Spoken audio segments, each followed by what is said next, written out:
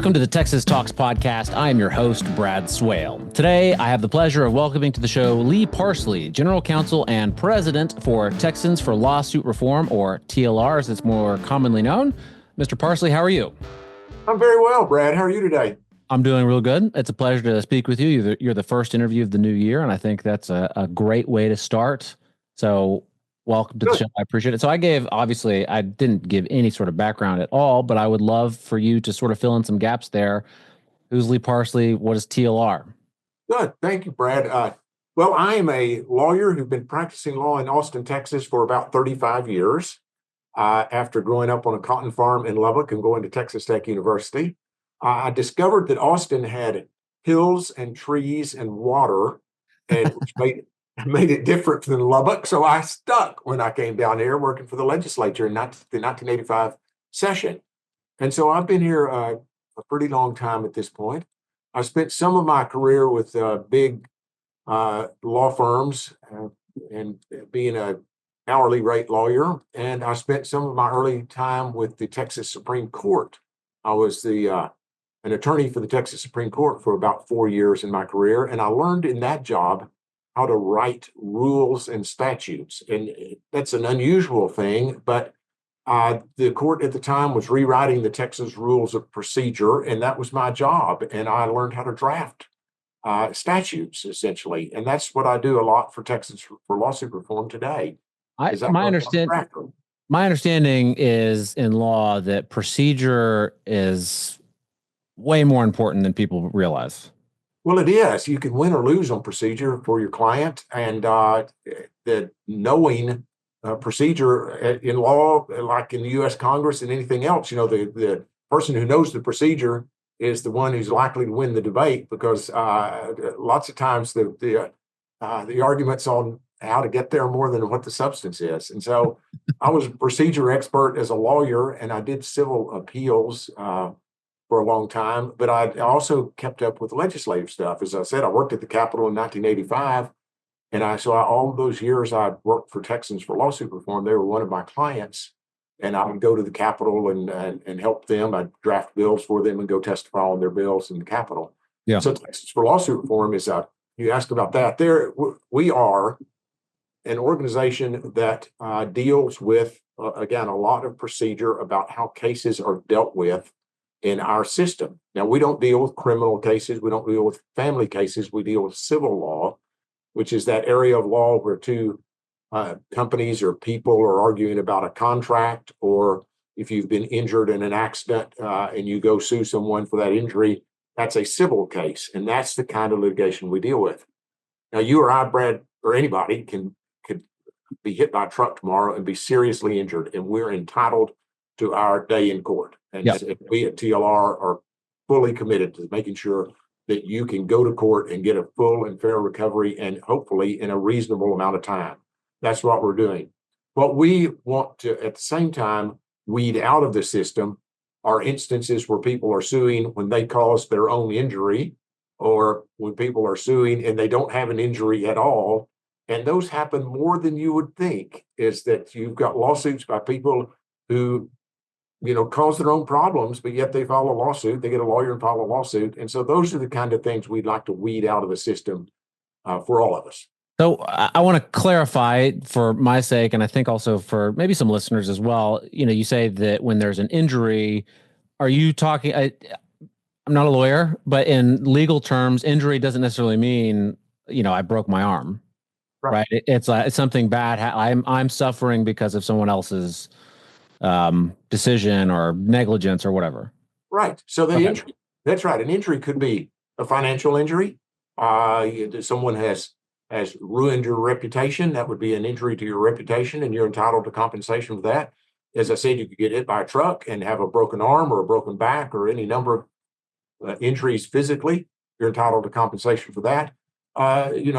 Some people, unfortunately, end up with a sexual assault, and that injury may be more emotional than anything else, right? You may suffer from that for decades. Yeah. And that injury is compensable in our law, and you're entitled to go to court. So any one of those things, or you may get have a contract with your producer, and one of you doesn't fulfill the contract, and that can end up in a lawsuit. So any of those kind of things, what the TLR works in the legislature to try to get the legislature to adjust Texas laws one way or another to address those kinds of lawsuits. Yeah. Well, I have a great producer, so I think we're good on that. But well, now forget that then. so there's, my understanding is that Texas was sort of, I don't know, it didn't used to be. It used to be a lot different in Texas, and that's sort of why TLR and tort reform became so big. Right. That it was difficult to run a business, even. And I don't know. I think there's a story on your website about Lloyd's of London charging a surcharge because it was if someone was doing business in Texas, because it was just too likely that someone was going to have a lawsuit. Is that what's going on with Texas? Is that unique to Texas?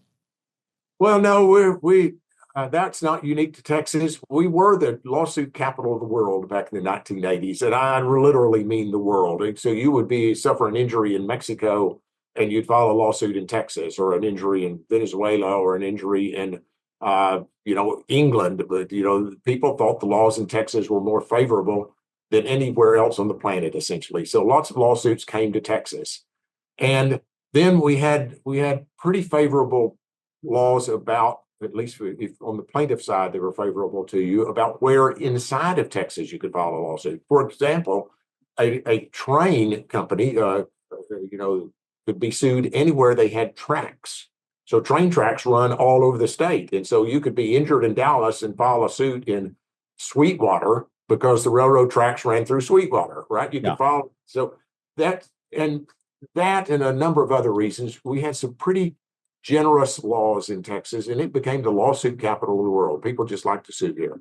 And that's when TLR was invented, because, as you noted, Lloyd's of London charged a surcharge on insurance premiums for insuring entities that did business in Texas. It was such a risky place to end up in a lawsuit. So you get these damage awards that were just enormous, and Lloyd's of London would have to pay them because they're the insurer standing behind companies. And so they started charging a surcharge, a premium.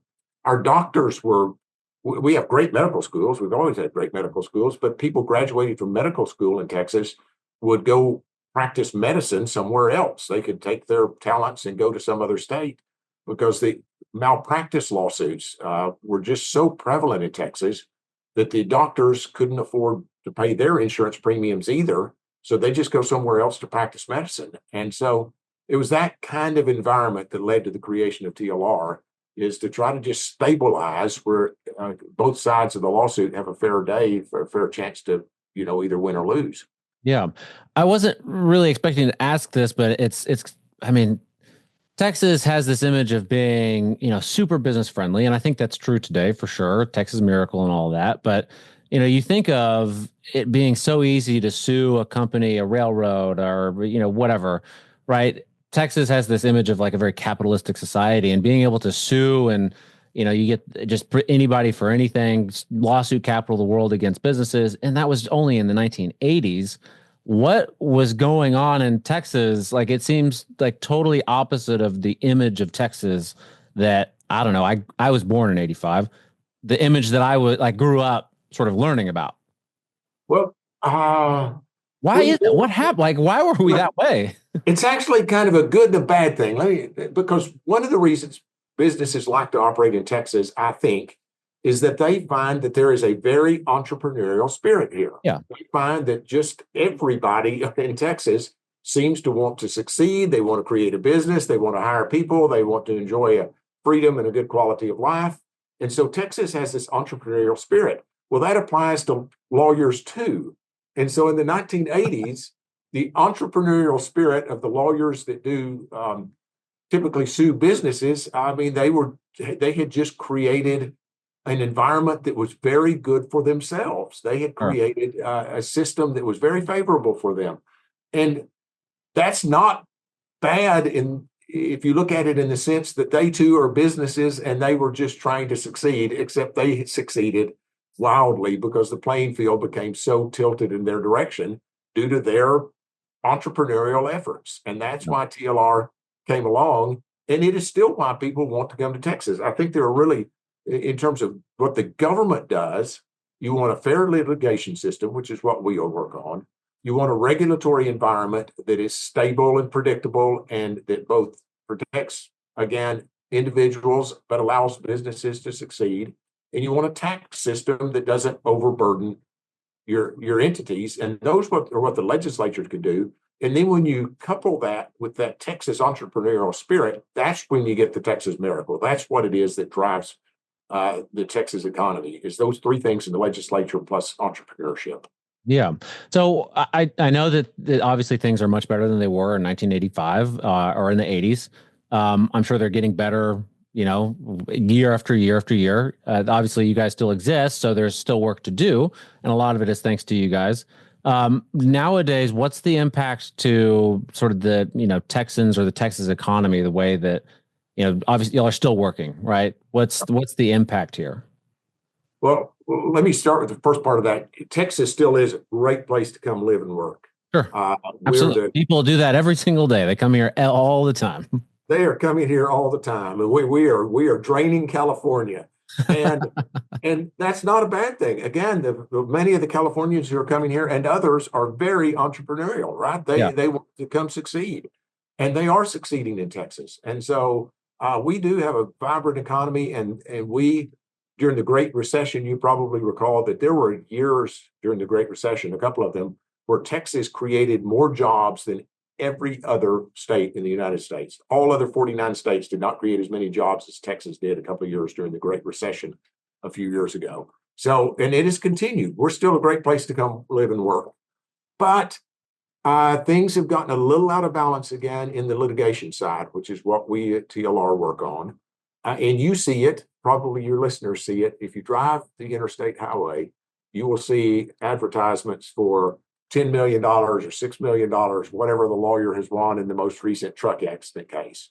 Or you watch the sports on the 6 o'clock news and it's sponsored by a lawyer, and that lawyer is saying, commercial vehicle litigation, we're here to represent you. Have you been hit by a truck? Yeah. That litigation is run wild right now. Yeah, it's funny that you bring that up. I'm not going to say the lawyer's name, but there's one close to one of the routes that we drive, and my oldest son said to me the other day, "Can you believe that guy gave $1 billion to his clients over the past 4 years?" I was like, "There's no way. You misread that. It's not $1 billion. That's too high." And then we saw it again the next, like a few days later. He's like, "See, Dad, I was right. It was $1 billion." And I was kind of just blown away. That's a lot of money over 4 years. But I'm glad that you brought that up too, because I noticed that some of y'all, it seems like there's a lot of focus on personal injury trial lawyers. And I don't know if that's historically sort of the y'all's focus, but I just noticed that pop up a few times, and I'm just curious why that is. Well, it is historically, we have had a lot of focus on the kind of work that makes personal injury trial lawyers rich. Yeah. We still do today. That's not all we do, but that's an important part of what we're doing right now, because again, they are very entrepreneurial and they have figured out how to maximize those cases. And again, the problem is not the cases where someone is seriously injured. Those people have a legitimate claim and they should. It's those big law shops that are advertising. We're open 24 hours, 7 days a week, right? That's what they're advertising. Call us first. Don't call your insurance company first, because they want to put you in their system. They've got a system for these things. They don't really care whether you caused the accident or not. They don't really care whether you're injured or not. What they want is they want you to call them first, and they're going to send you probably to a chiropractor with whom they work all the time. And that chiropractor is going to begin to treat you. The chiropractor is going to treat you as if you're injured, and they don't care who caused the injury. And they start treating you. They treat, and they bill, and they build up a big medical bill. And if you've got enough insurance as a defendant, then they send you over to a pain management specialist, and the pain management specialist starts treating you as well as if you've got pain for the rest of your life. Potentially, you end up in front. Many of these cases end up with the plaintiff attorney's favorite back doctor, orthopedic surgeon, who will say, "Oh my gosh, Brad, you've got a 3-level spinal fusion you're going to need because of this collision you've been in." And so it is not built around the quality of your case, really. It is built around the fact that you have been in an accident and they can just start building up these medical bills. And once they run up the medical bills as high as they can, then they're ready to go to trial because the back doctor will be their star witness at trial. And he'll say, well, Brad was involved in this accident. And I'm pretty sure the accident is what caused his need for a 3-level spinal fusion. And he'll never be able to pick up his child again. He's going to have a lifetime of pain and suffering, and he's going to have a lifetime of medical bills. And you need to award him $40 million. And that's how you get to $1 billion over 4 years, is that whole put them into your medical system, bill, treat, overdiagnose, and then go to trial with a giant unpaid medical bill and a claim that this person is injured for life. And it is literally, I am not teasing your client, your people about this, your listeners. It'll be literally a fender bender, a 5-mile-an-hour collision that could not possibly have caused any injury. And many times the plaintiff got out of the car and told the police officer, feel fine. I don't have an injury. I'm good. Get back to their car and drive away from the scene.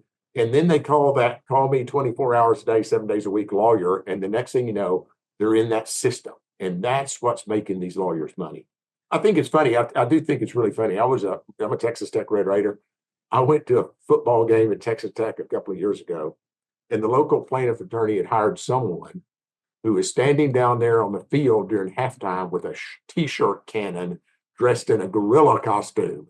So there was a gorilla with a plaintiff's attorney advertising shirt on, firing more T-shirts into the thing. And then you look at television and you've got the lawyer who is advertising as he gets out of his Bentley to go get on his jet, right? So you can get anything from the gorilla lawyer to the guy who's got a Bentley and a jet in today's world these days. You choose whichever one you want.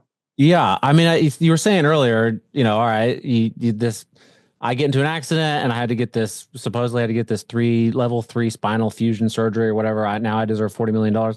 I don't think I want that surgery even for $40 million. I don't want that. That sounds awful.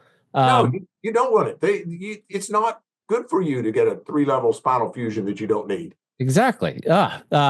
So it sounds like, and correct me if I'm wrong, it sounds like that's an example of what a nuclear verdict would be. Is that correct? Right.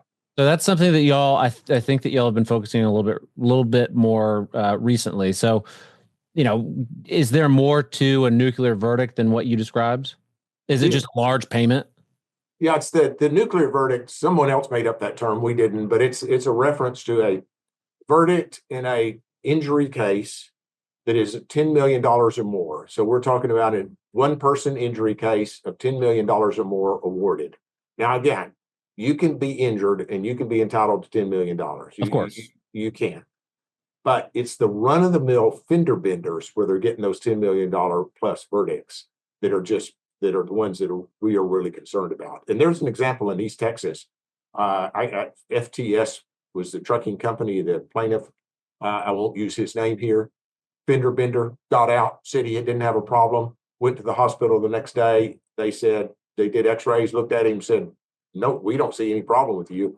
They ran up $400 and some odd thousand in medical bills once he went to talk to the plaintiff's attorney and got $101 million verdict in a fender bender.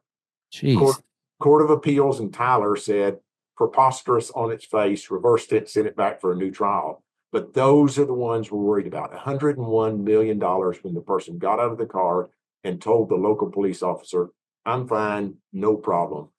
That is the kind of thing that has to stop, because you know what happens there. The insurance companies who pay those are on the hook for those. They didn't have to pay them when it was reversed, but they're on the hook for that. And they can only stand one or two of those kind of cases, and they get gun shy. And then they start settling everything. And that's the environment we're living in right now. Yeah. The insurance companies don't want to go to court because they're afraid they'll get hit for $101 million. And that has all kinds of consequences for them. So they just start paying everything. And when they start paying everything, at least some money on every case that comes in the door, it just incentivizes more cases to come in the door. And it pays for more advertising. Call me 24 hours a day, 7 days a week. So the more the insurance companies settle because they're afraid to go to court, the more they pay. The more they pay, the more advertising. The more advertising, the more people call the lawyer. The more lawyer clients the lawyer signs up, and the more the insurance companies pay out. And it's a circling the drain effect, right? The whole thing just eventually goes down the drain unless the legislature comes in and rebalances the field a little bit. And that's what we're working on.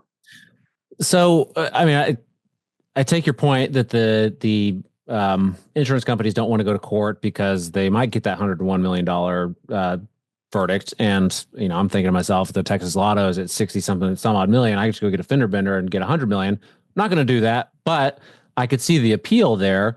And so they're just settling and settling and settling and settling. And that's not the circling the drain is a great analogy there, but what does that do to insurance premiums for just regular everyday Texans? I haven't been in an accident or gotten a speeding ticket or anything like that in more than a decade, knock on wood, but I imagine that my insurance premiums are probably a little bit higher because of this stuff. They are. I can guarantee you that your insurance premiums have been going up every year, and in part because of the litigation environment the insurance companies are existing in Texas. Yeah. So your insurance premiums are going up, which means that you and everyone else out there, me, you, and everyone else, have a little bit less money to spend on other things. You've got a little less money to buy a baseball mitt for your son. You've got a little less money to spend on groceries or go out to dinner. It has that effect.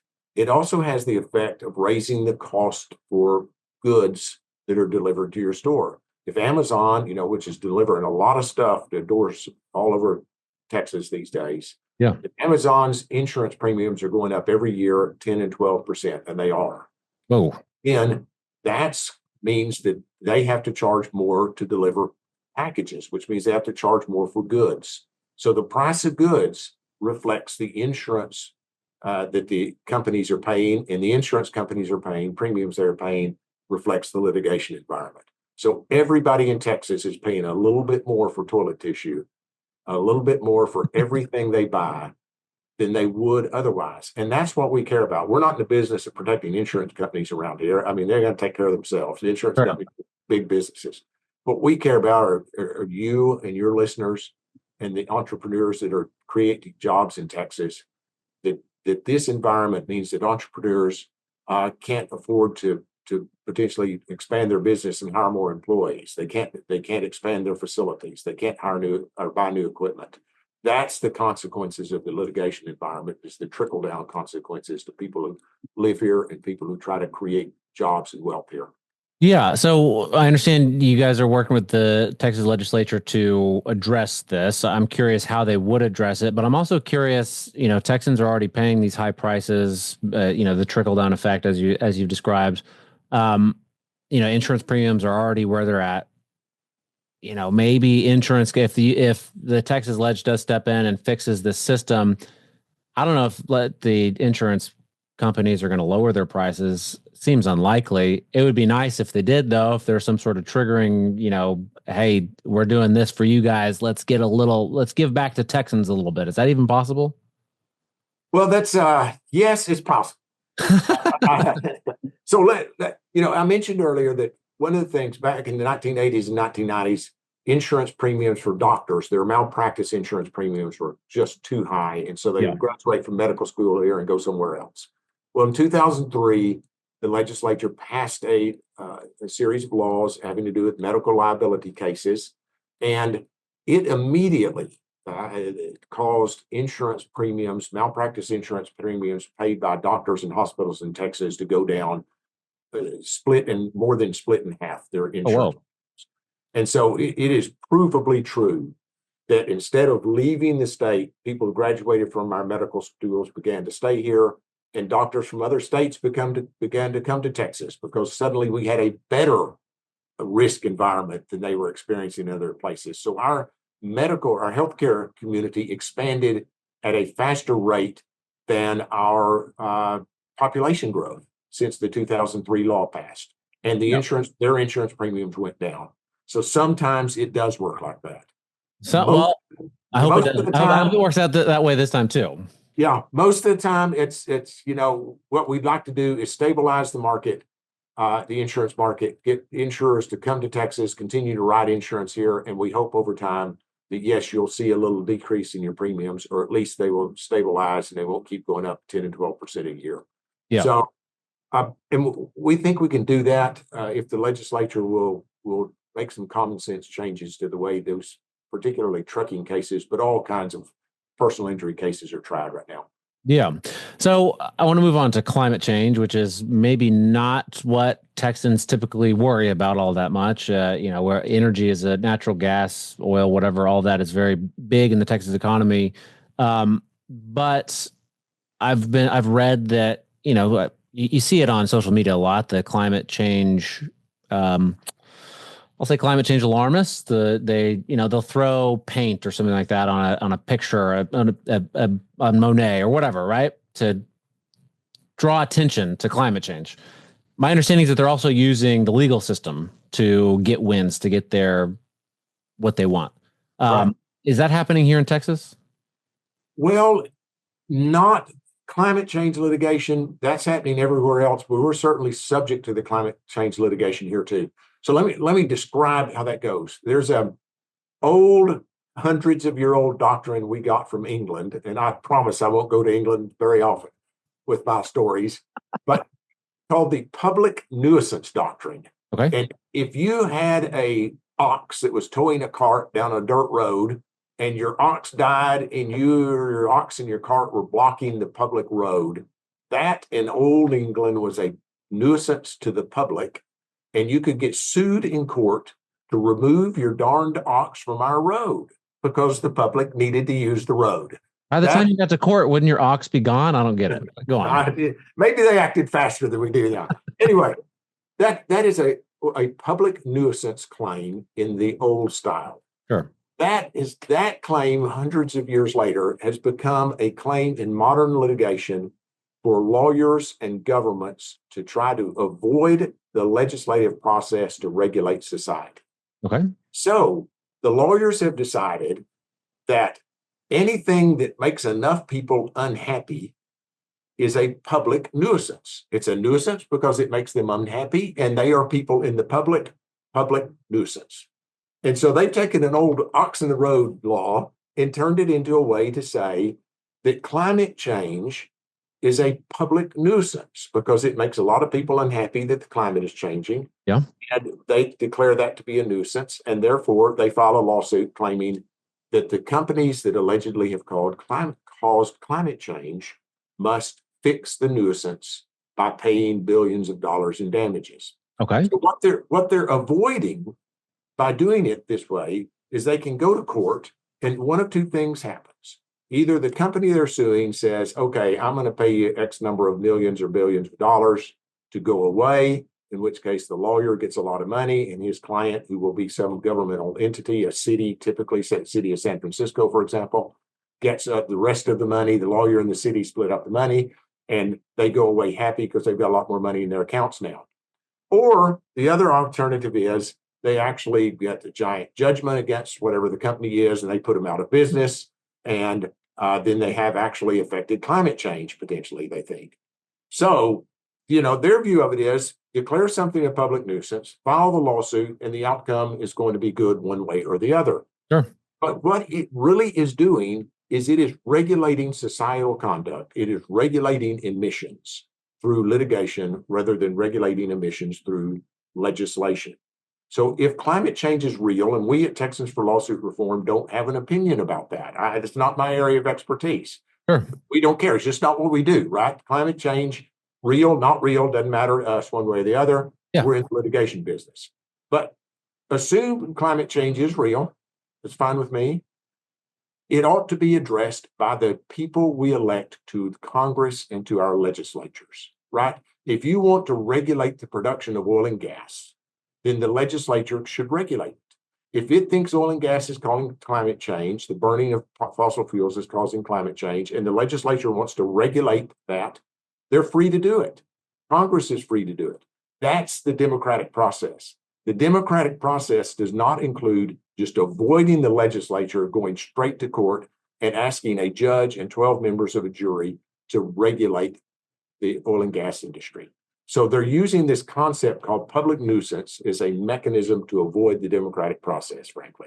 And in the meantime, it makes a lot of money. Yeah. Are there a lot of public nuisance cases in Texas? There are public nuisance cases in Texas, and we're worried about them because they can be brought by a county government or a city government. Yeah. So the city of Houston could sue for climate change, or the city of Dallas.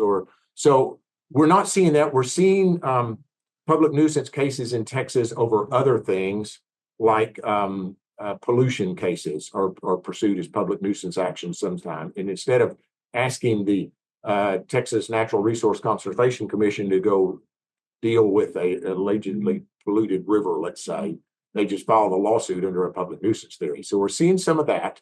We're seeing the climate change litigation in places like San Francisco and New York City and Honolulu. And then in other places, you're seeing public nuisance lawsuits over things like there's one of those lawsuits against Kia and Hyundai. Okay. Because allegedly their cars are too easily stolen. So teenagers steal Kias and Hyundais more often than other cars, and they go joyriding in them, and their joyriding sometimes causes injuries. None of that is good. Sure. Is that really a public nuisance for which Kia should be sued? But Kia and Hyundai are in public nuisance lawsuits because their cars are allegedly too easily stolen by juveniles in some northeastern cities. Several of the manufacturers, they're just everything you drink out of these days is a little plastic bottle. Yeah. Well, now there are lawsuits against companies that let's say a soft drink, one of our soft drink companies. Sure. They sell bottles of their soft drink all over the country, all over the world. They sell bottles of their soft drink, and people don't always dispose of those containers in a trash can like they should. They just throw them in the street.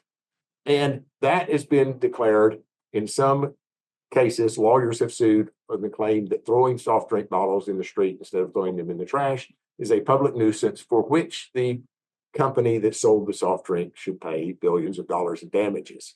So the whole thing is really out there on the edge of credibility, and we'd like to fix it. I can understand the logic of plastic bottles being thrown on the ground as a public nuisance. I cannot imagine how that is, I don't know, Coca-Cola's faults or Pepsi's faults or whatever. That's the claim. That's Pepsi's or Coca-Cola's fault that somebody didn't properly dispose of a plastic bottle. Makes no sense. So, nuclear verdicts, the public nuisance cases, general, abuse of the legal system. What can be done at the ledge? Well, on the public nuisance side, we would like for the Texas legislature to say that at least in the state of Texas, if you are engaged in a lawful activity, for example, the production of oil and gas, sure, or the sale of Coca-Cola, if you're engaged in a lawful activity, a court cannot declare that to be a public nuisance that can give rise to damages in a lawsuit. So seems logical. If it's unlawful, then it can be declared a nuisance. The courts can do any darn thing they want to with you. But if you're engaged in a lawful activity, can't be called a public nuisance. You can't have to pay damages for doing something that you're entitled to do. Okay. So that's a pretty simple fix, we think. Yeah. On the personal injury cases, particularly, as I said, they arise in trucking lawsuits, but not only in trucking lawsuits. We've got to do what Florida did, which is deal with these referrals to chiropractors, pain management specialists, and doctors. Florida has basically said that you can run up those bills as a chiropractor or a doctor. You can write down $1 jillion if you want to, but the court system is not going to recognize $1 jillion bill. That the court system is going to say your bills for treating someone in the litigation system have to be based on a market rate. Yeah. So Florida has already passed a law that basically ties medical billing in litigation to market rates as established by, in their circumstance, they've used the Medicare reimbursement rate the government establishes. And that's what the jury hears. So that doesn't matter what the doctor writes down, the jury's going to hear a market-based rate. Yeah. So we've got to do something like that in Texas. And then we need to give our jurors better information about pain and suffering damages. Right now, we don't give them good way to evaluate what should qualify as compensable pain and suffering.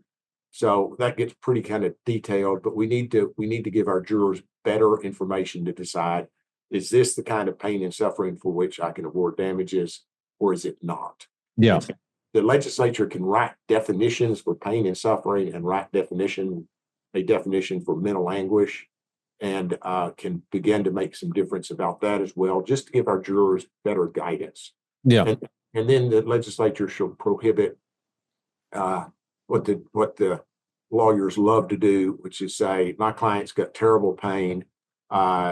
You need to award them $40 million because the defendant company owns a Learjet and their Learjet is worth $40 million. Well, those two things just don't go together. And lawyers love to kind of tie pain and suffering damages to something totally unrelated to the case. And so that needs to be specifically by statute. So you just can't do that anymore.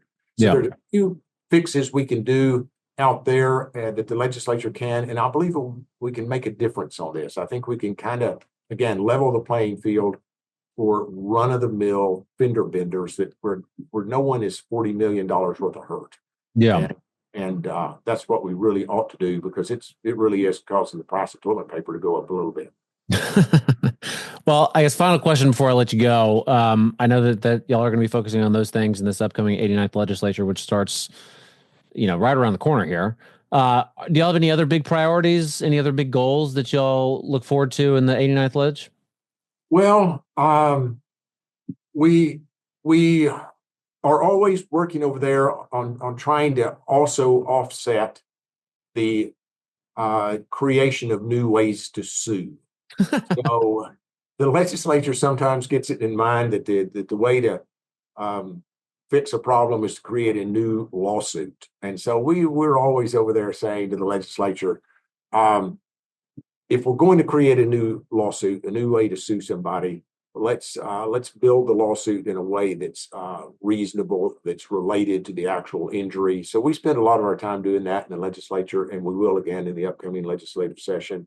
And then beyond that, we really are, let's at least believe ourselves pretty dedicated to the idea that Texas has to continue to be the best place in the nation to live and work. And that's what we want to do. That's what we think we do for Texas, is try to make this place where entrepreneurs succeed, where you and I can raise a family, and where everybody who lives here has a freedom that they can enjoy, and an environment that they think is healthy and productive. And that's really where we're headed every legislative session. We'll be again next time. That sounds great. Well, Lee Parsley, General Counsel and President for Texans for Lawsuit Reform, or TLR. I really appreciate you taking the time. Thank you, Brad. I enjoyed it very much.